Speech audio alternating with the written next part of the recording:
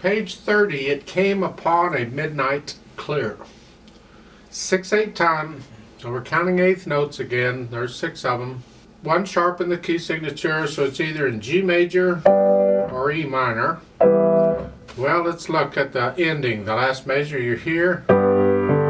That's G major chord, so that's what it'll be, I guess. We're coming in on beat 6. Let's look at the right hand. 6. 1, you have to reach up. Forget 5 finger positions, they're out of the picture here. And then reach down for the 3rd finger here for the F sharp. You can play that with 2nd finger if you'd like, and then scrunch up for the little finger. Either way works, it doesn't matter to me, but their fingering is okay. So it's 6, 1, 2, 3, 4, 5, 6. The last measure of the first line, you're going up 4 and then a 3. And it don't take a lot of time there. And lift up between these phrases, just a little lift up. And do that again. Then go over to the 3rd measure, the 2nd line, you're here. Lift up for the phrase, and now you want 2nd finger on the D.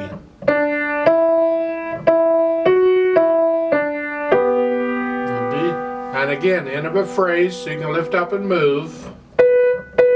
And that's an octave here. Reach down. C sharp, D sharp, and then the thumb comes under. Lift up for the phrase, and then 3rd finger on the F sharp, right there. And then the rest of it you've had. Not too bad. See, this is not a real fast piece, so you got time for all these little shifts. Left hand, you're starting off 4/2. That G is tied. It's tied for 2 measures. You're just going to hold it down as you play the C, and then the D again, B again, and then that B is tied. And then you get a 8th rest, gives you time to move down here. 4th finger, they're saying. I disagree. I would prefer 5th finger there. 4, and then if you want a 3/2.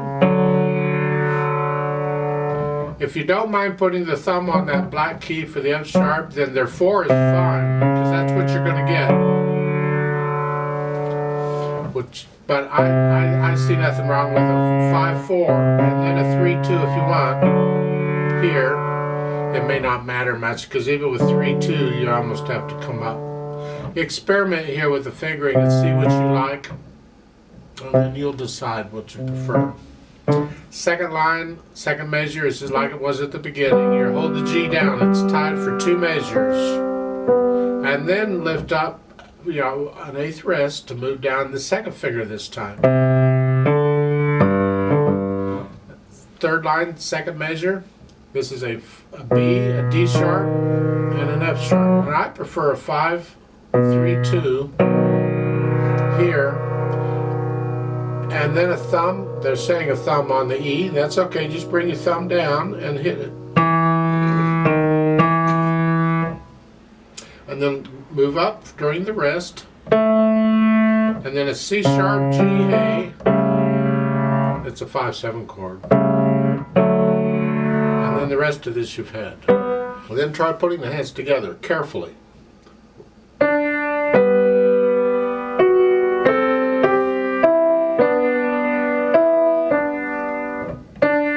D is by itself. Then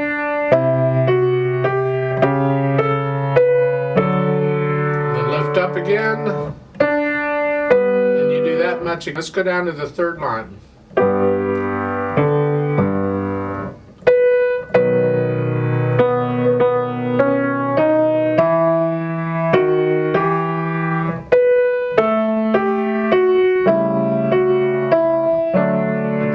Of it you've had is not too bad. There's a few fingering things in here, but for the most part we try and finger things legato if we can, and that's why we do some of these fingerings the way they are. Now, speed wise, it's different. You'll find recordings of this. It's not a fast piece, it's not a slow piece.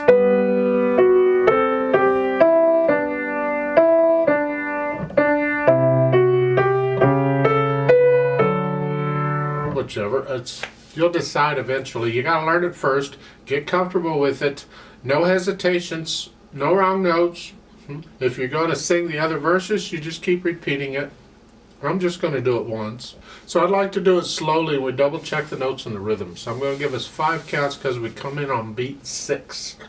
So go ahead and put your hands where they go to start. Here. 1, 2, 3, ready, go. 1, 2. Remember to bring out the melody. That's the right hand.